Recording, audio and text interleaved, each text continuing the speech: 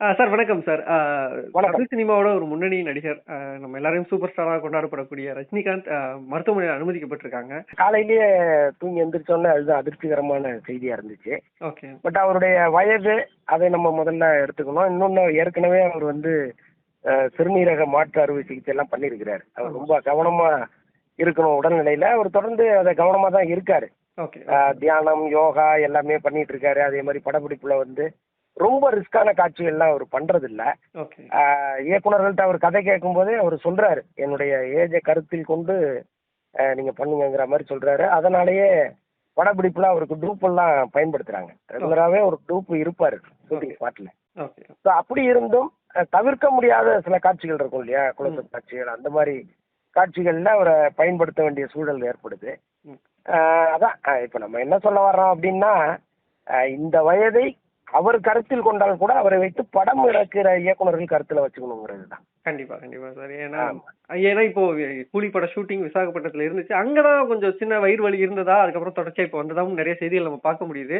கொஞ்சம் அந்த ஷூட்டிங்ஸ்ல கொஞ்சம் ரொம்ப ஆர்வமாவோ இல்ல அந்த படத்துக்காக நிறைய இறங்கி பண்ணியிருப்பாங்களோ அப்படின்ற மாதிரியான டவுட்ஸ் எல்லாம் வருது இல்லைங்க சார். அதை பத்தி உங்களுக்கு கருத்து என்ன? ஆமாங்க. ஆக்சுவலா வைசாக்ல வந்து ஒரு மழையில சண்டை காட்சி எடுத்திருக்காங்க. ஓகே. அந்த சண்டை காட்சியின் போதுதான் அவருக்கு வந்து உடல்நிலை சரியில்லாம போய் திரும்ப சென்னைக்கு வந்தது. ஏற்கனவே அங்க மழை கடுமையா இருந்ததுனால ஷூட்டிங்கை கேன்சல் பண்ணாங்க. இவருக்கும் உடம்புல ஒரு பிரச்சனை வந்ததுனால சென்னைக்கு வந்துட்டாரு.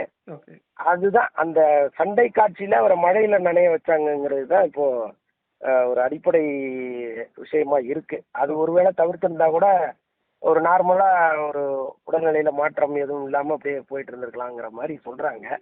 பட் என்ன இருந்தாலும் அவருக்கு வந்து ஏற்கனவே செய்யப்பட்ட ஆபரேஷன்ஸ் எல்லாமே கொஞ்சம் மேஜர் ஆபரேஷன்ஸ் தான். அதனால அது ஒண்ணு வயதின் காரணம் எல்லாம் சேர்ந்து கூட திடீர் சிக்கலை ஏற்படுத்திருக்கலாங்கிறது தான் நம்முடைய கருத்து. அதுதான் காரணம்னு நம்ம சொல்லிட முடியாது. கண்டிப்பா கண்டிப்பா கண்டிப்பா. ஆமா. இப்போ வந்து நிறைய இடங்கள்லயுமே பார்க்க முடியுது. அவர் வந்து இவ்வளவு வயசு ஆயிடுச்சு, படங்கள் நடிக்கணும் ரைட்டு தான். பட் ஆனா கொஞ்சம் அவர் ஹெல்த்தையும் மைண்ட்ல வச்சுட்டு கொஞ்சம் இன்னும் கொஞ்சம் குறைச்சிக்கலாம் அப்படின்ற மாதிரியான சொல்லதும் வைக்கப்படுது. அதை பத்தி உங்களோடது என்ன சார்? அந்த மாதிரி விமர்சனங்கள் பரவலா இருக்கு. ஆனால் ரஜினியை இன்னும் உயிர்ப்போட வச்சிருக்கிறதுக்கு அவர் நடிப்பு தான். அவர் வந்து ஒரு இல்ல நம்ம வந்து வருஷத்துக்கு ஒரு படம் பண்ணுவோம், ரெஸ்ட் எடுப்போம் பாக்கி நேரம் எல்லாம் அப்படின்னா நிச்சயமாவே அவருடைய உடல்நிலை இன்னும் பாதிக்கப்படும்.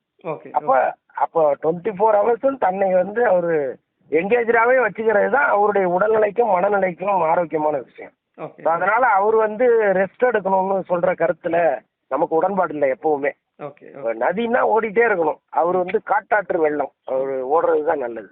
Okay okay. ஸோ இப்போ அவரோட உடல்நிலை குறித்து உங்களுக்கு எதுவும் தகவல் கிடைச்சிருக்காங்க சார்? இல்லை இந்த மாதிரியானது போயிட்டு இருக்கு, எப்படி டிஸ்சார்ஜ் ஆவாங்க, அது குறித்து உங்களுக்கு எதுவும்? அதுதான் அவரு ஆக்சுவலா என்னன்னா, அந்த வயிற்று பகுதி, அப்புறம் சிறுநீரகம், அப்புறம் இதய பகுதி, இந்த 3 பகுதியில தான் பிரச்சனை அப்படின்னாங்க. 3த்தையுமே அவங்க நல்லா பக்காவா ஸ்கேன் பண்ணியிருக்காங்க போல இருக்கு. இப்போ அந்த ரத்த குழாயில ஒரு சின்ன அடைப்பு இருந்தது. அந்த அடைப்பு இப்போ என்லார்ஜ் பண்ணியிருக்காங்க அப்படிங்கிற மாதிரியும் தகவல்கள் வருது. இப்ப ஐசியூல இருந்து அவர் நார்மல் ரூமுக்கு வந்துட்டாருங்கிற மாதிரி சொல்றாங்க. Okay okay okay. Okay okay sir. So அவரோட ரசிகர்கள் மாதிரி நம்மளும் வேண்டிக்கிறோம் அவருக்கு பூர்ண குணமா அடையணும்னு. நன்றி. நிச்சயமா. நன்றி சார். நன்றி சார். Okay okay okay.